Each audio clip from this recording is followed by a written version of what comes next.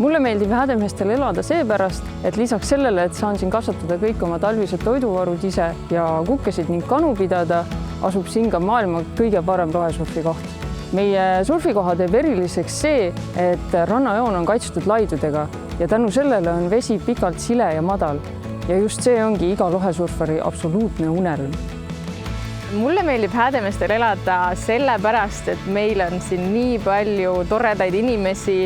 Sündmuste kalendrist leiab igaüks endale midagi, nii suured kui väikesed, nii melomaanid kui ka teatriarmastajad. Siin on rohkem ruumi, rohelust ja võimalusi tegeleda näiteks põllumajandusega. Nii ka mina tegelen põllumajandusega, kasvatame lihaveiseid ja peame munakanasid.